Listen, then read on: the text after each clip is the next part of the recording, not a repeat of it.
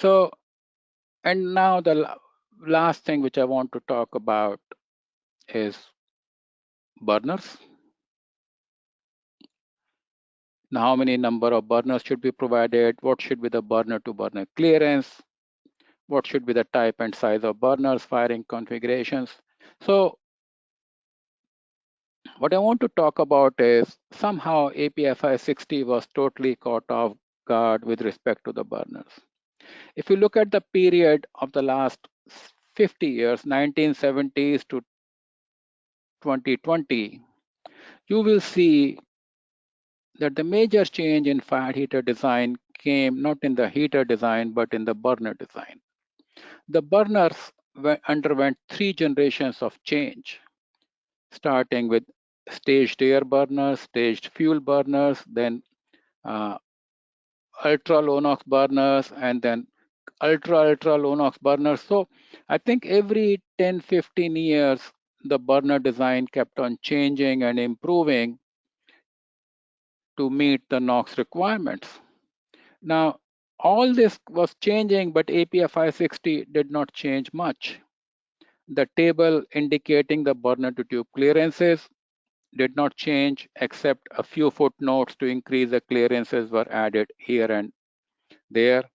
I don't know what was the reason, but I think the owners never got a clear picture.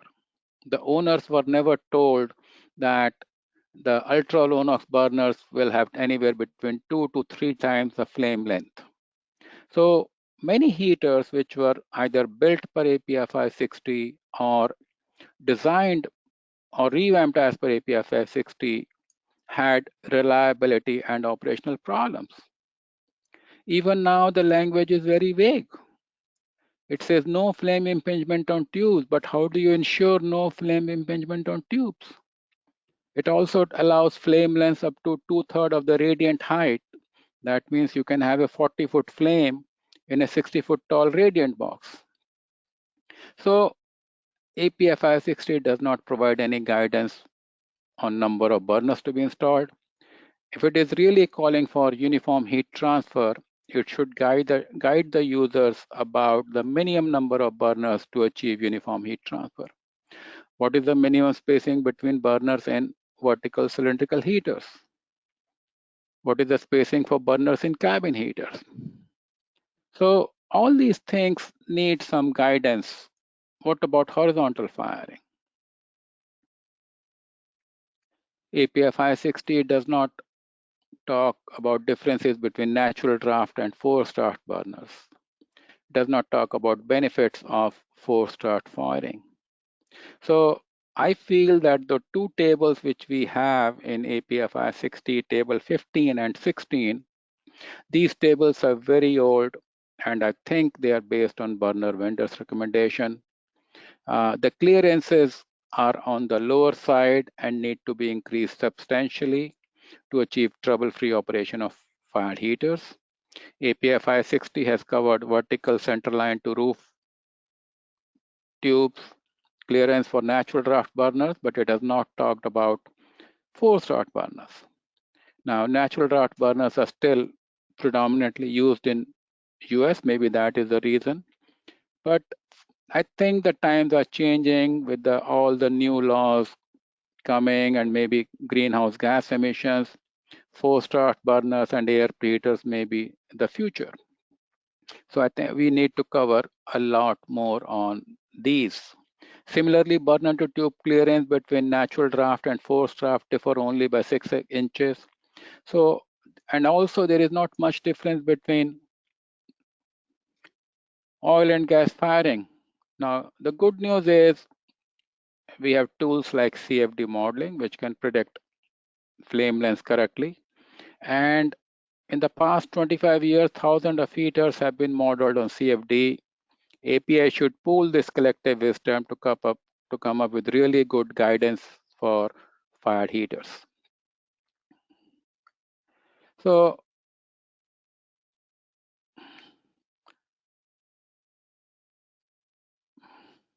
what is the path forward? What we think we will publish a supplement to API 560 in the next couple of months. So I feel if we have this supplement, it will lead to better heater designs. There won't be corner cutting. Uh, it will lead to quicker evaluation of fired heaters.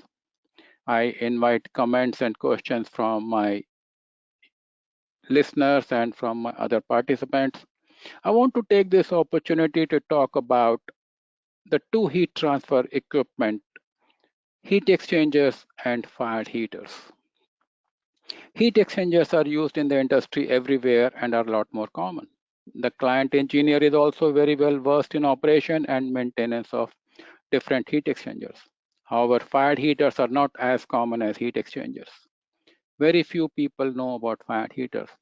However, they are both procured very differently. In case of heat exchangers, the design, thermal and mechanical, is carried out by EPC companies and is provided to the heat exchanger vendor. All heat exchanger vendors are bidding to the same design. All vendors are required to check the design and suggest improvements to reduce cost or improve performance. The heat exchanger vendor with the lowest cost is the winner. The technical evaluation is much simpler and faster, and I think in the end, it is good for the owners. So I feel that model should be adopted even for fired heaters. The next thing I want to talk about is coking index. Based on our experience and looking at, we have developed a proprietary coking index which takes into account almost like 10 or 12 operating design parameters. I have listed a few over here: average heat flux, mass velocity, average floor heat flux, flue gas temperature, H by D ratio, heat release per burner, burner tube distance, burner type. So what we are trying to do is, if you have three offers, we can quickly tell you which one will be coking faster, you know. So if you ever have any need, please contact us. Or if you're revamping heater, we can tell you whether the modification which you are proposing will work or not. And that would be another way of doing it. And lastly, how to get best fired heater for your money. Fired heater design has two components: process design and mechanical design. I compared fired heaters buying to home buying. Process design of fired heater has the same importance as the plan of your home.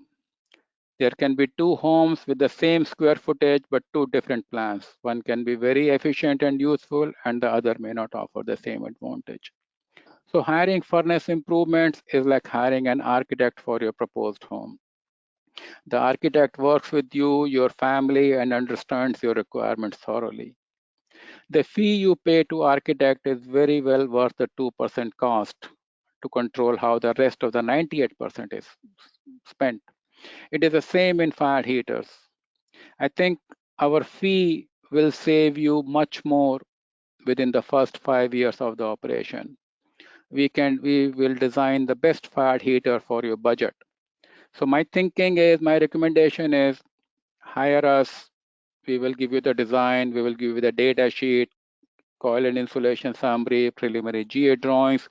You can give this design package to EPC, and the EPC can ask all heater vendors to bid for one design.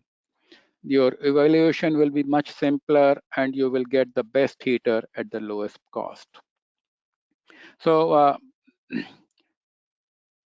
that is what I wanted to cover. I still wanted to cover API 560 enactures. There are 10 enactures in API 560.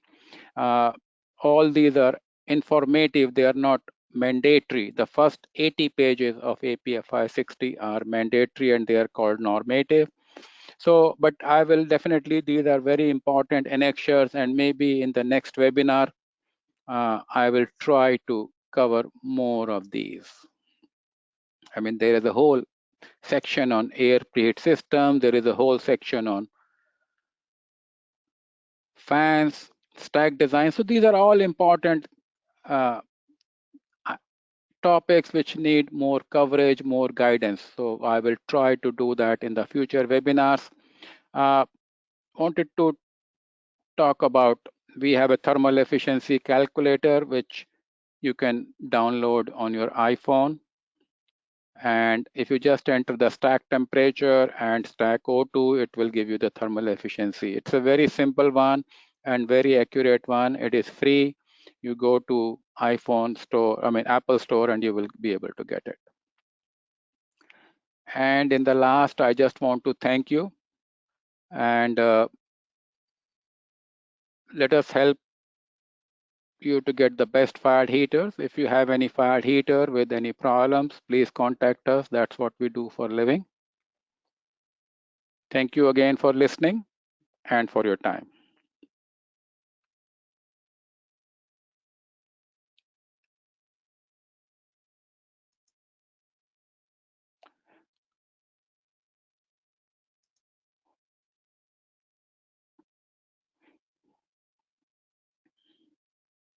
So we have 10 minutes.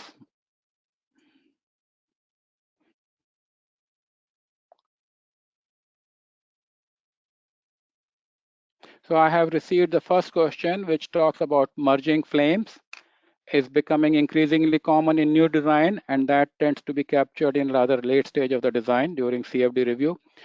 Very good question. I think API can definitely improve on it. How do you want? So burner vendors have a guidance that how typically about an inch per million BTU or 2 inch per million BTU between the burner tiles. Also, we can do CFD modeling, and that will do it. So there is a recommendation, asking a recommendation for a textbook for basic understanding of process design part of fired heaters. One of the classic articles is Lober Evans. That is very, very classic. The second article you can go is by R.N. Wimpress. So that would be another article which is available. Will you send the copies of the presentation? They will be available on my webinar site, so you can access this. Can you discuss how your recommendations for burners in API 560 might differ from guidance in NFPA 87?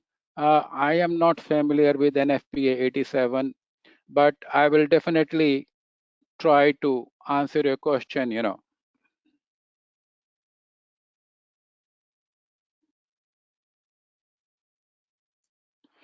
There is also a question about how sensitive do you think low NOx and ultra low NOx burners are changes in atmosphere such as temperature, humidity, and density due to ambient changes.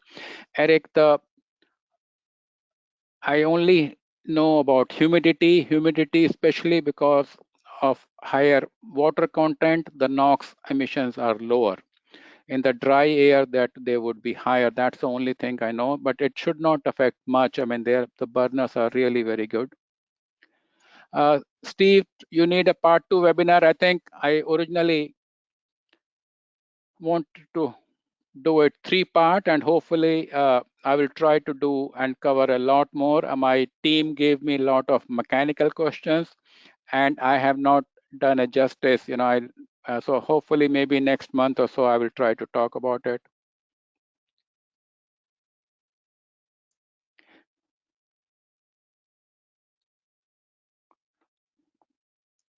Uh, there is a question about operating procedure affect the coking rates, reliability, and availability of heaters.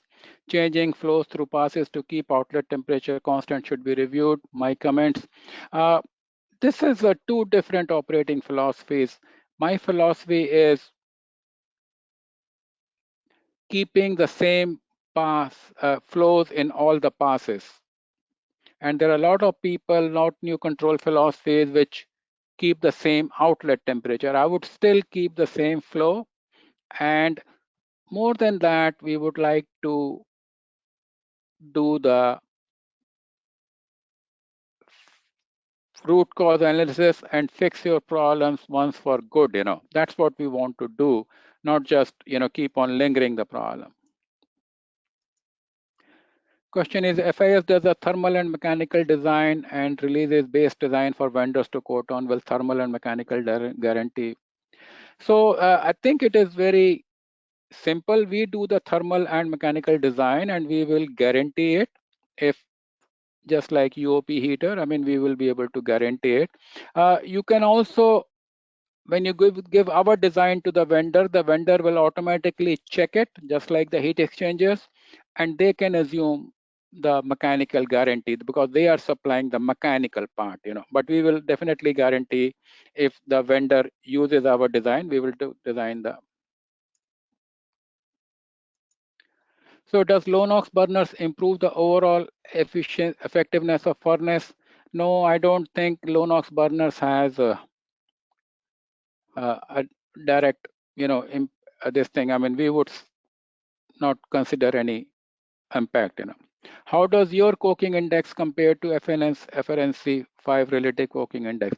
So FRNC relative coking index is only talking about what is happening inside the tube.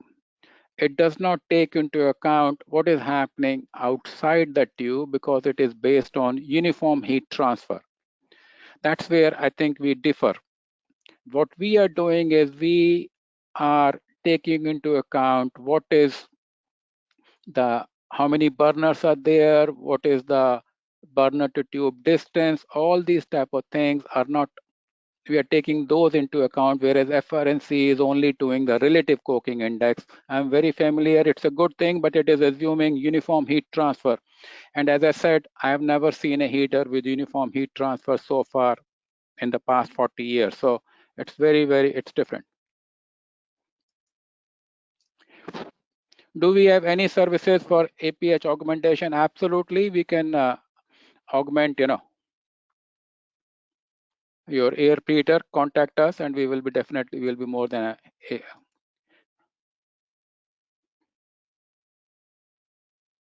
APF 560 gives a limit for burner capacity, which forces using more burners in a large heater. What are the reasons for burner capacity limit? Uh, the answer is very simple. You want to have uniform heat transfer. So think about if you are baking hamburgers, whether would you like to use small flames or would you like to use large flames, So for uniform heat transfer, you want to make sure that you have small flames, and that is why APFI 60 kind of limits, the burners capacity. With current technology, what is the minimum NOx which could be reached without SCR? We are looking at almost about 20 ppm, 0.03 with natural draft. That is generally achievable. If it is a four-strut preheated air, we are looking at about 45 to 50 ppm. That's typically what we are looking at.